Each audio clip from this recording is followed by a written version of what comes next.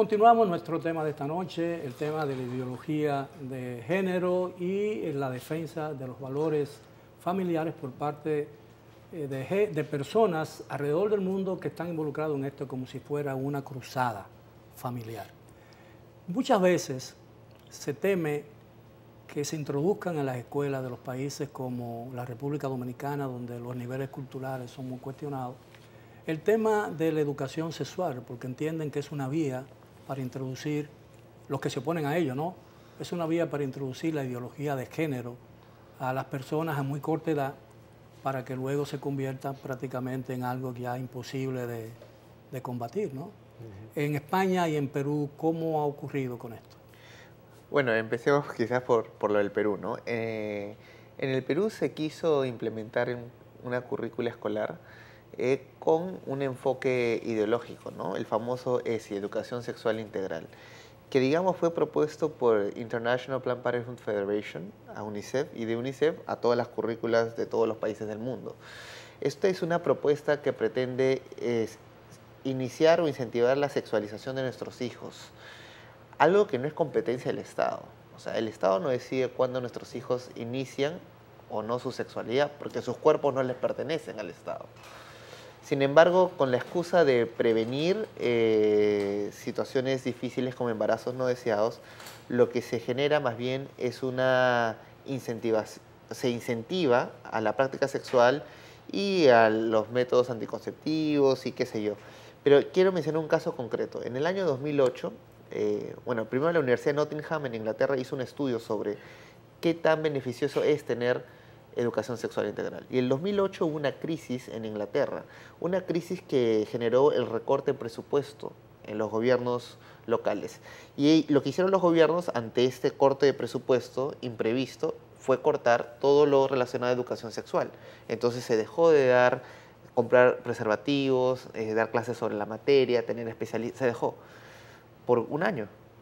¿Y cuál fue la consecuencia concreta? Que se redujo la tasa de embarazo infantil o adolescente en 40% y se redujo todo lo que es las enfermedades de transmisión sexual que se daban. Ese ¿Y por es qué? un solo ejemplo, ¿no? Ahora, ¿por qué? Porque el incentivar la iniciación sexual no elimina el riesgo. El riesgo sigue siendo un 5 o 10%, pero si tú incentivas el número real, ese 5 o 10% aún se va a proliferar. Ahora, a mí me parece que ese es un solo ejemplo. Lo que me preocupa a mí como ciudadano, por ejemplo, es que la disciplina, es decir, la enseñanza de la educación sexual está en manos de charlatanes, de personas que no están realmente capacitados para impartir eso es muy peligroso. Ahí es donde yo veo que reside el problema, ¿no? Primero, la educación sexual es competencia de la familia y la familia debe asumir esa responsabilidad. ¿En el colegio se debe hacer educación sexual? Pues yo hablo ya como médico, debe hacerse la educación sexual adecuada al periodo madurativo del niño. Y se han cometido grandes barbaridades introduciendo educación sexual en un periodo en el que el niño ni lo entiende, ni lo pregunta, ni le interesa. Entonces, pues uno tiene que ser respetuoso con la evidencia científica y decir a un niño de tantos años hay que explicarle hasta aquí y de tantos años hasta aquí.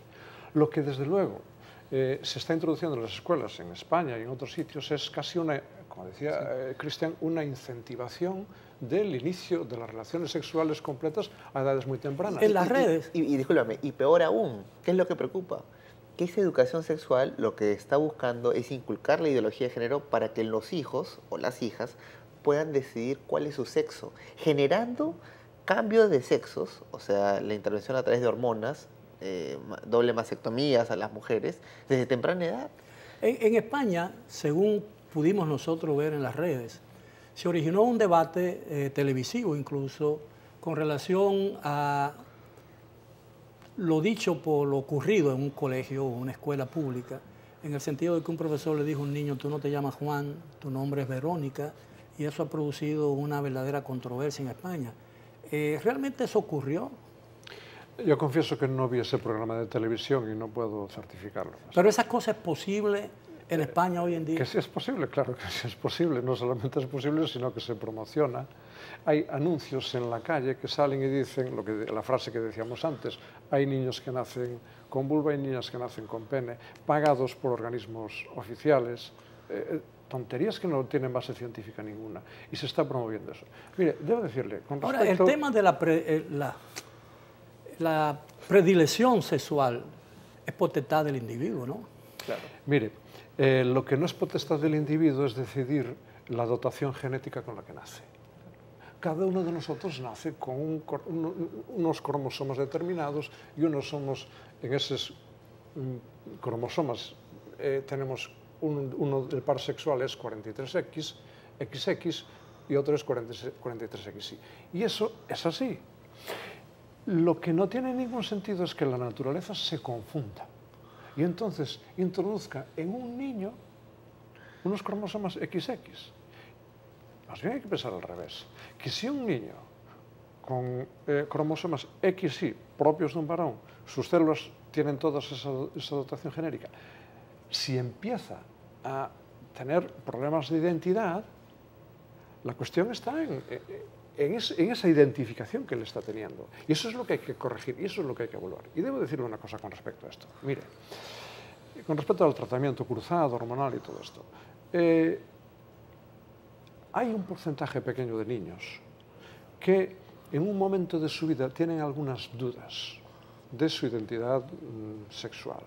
Y a lo mejor un niño puede a lo mejor tener habilidades o tendencias o jugar con muñecas o lo que sea, bueno, que jugar con muñecas no es efectivamente una cuestión estrictamente masculina o femenina, pero bueno, pero bien, unas dudas sobre su identidad. Bien, lo que la ciencia prueba, y hay mucha estadística al respecto y estudios científicos probados, es que al llegar a un momento determinado en su desarrollo puberal, ese niño se reintegra en su identificación con su sexo orgánico.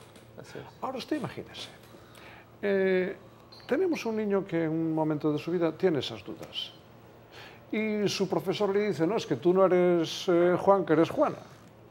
Y entonces el niño va a sus padres y sus padres le dicen, hombre, por favor, pero que no es así. Y el niño coge y reclama y va al juez y le dice, oiga, señor juez, yo ya estoy maduro y quiero que me hagan un tratamiento para convertirme en mujer.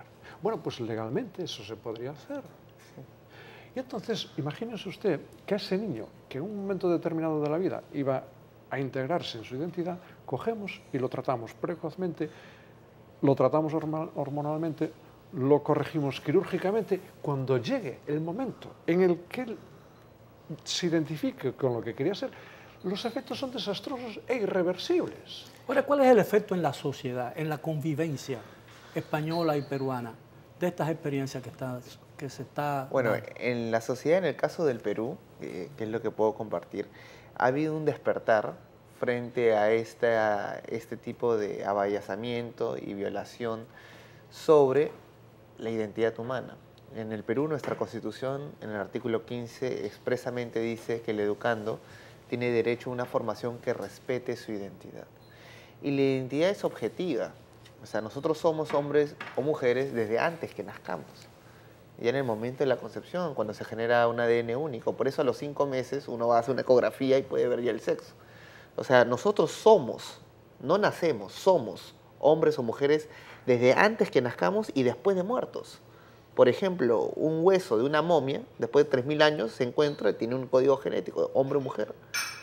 La identidad humana es algo que no se puede modificar. El hombre se puede amputar un órgano saludable de su cuerpo, producto de una confusión.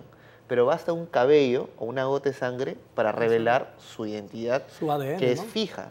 Entonces, defender los valores y tener coraje para decir la verdad es precisamente decir esta verdad, aunque incomode a otros. Ahora, ¿cuál será el efecto social a nivel global de esta tendencia?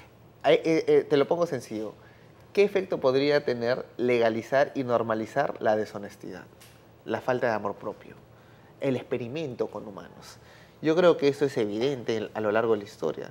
Es un efecto desastroso.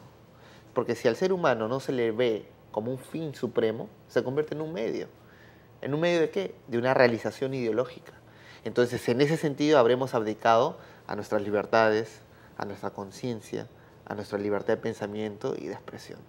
Y nos habríamos convertido en máquinas. Los movimientos o los colectivos que propician en diferentes países esa tendencia se oponen a la restricción del aborto, ¿no? Y dice que debe permitirse el aborto bajo cualquier circunstancia. evidentemente ustedes están en contra de eso, ¿no? Mire usted, otra vez, lo que reclamamos es que se haga un debate abierto y con la evidencia científica por delante. Entonces, lo que a nosotros nos molesta de entrada del debate sobre el aborto es que no se define previamente qué es lo que eliminamos cuando realizamos un aborto. Hay que definir eso. Después podemos entrar en la cuestión de pues, elementos que pueden, la despenalización o la atenuación de culpa, lo que sea. Pero antes, por favor, hay que aclarar qué estamos eliminando cuando eliminamos. En la República Dominicana hay un fuerte debate sobre el tema. El presidente de la República ha objetado, o observado, como dice la ley, dentro de sus derechos constitucionales como jefe del Estado, un proyecto de ley aprobado ya por ambas cámaras que prohíbe el aborto bajo cualquier circunstancia. Y el presidente ha propuesto que esa restricción excluya 3 causales que tienen que ver con el incesto, la relación incestuosa, la violación y en las circunstancias en que la vida de la madre corre peligro. Cuando regresemos vamos a hablar de este tema aquí en Edición Nocturna. Siga con nosotros, regresamos después de la pausa.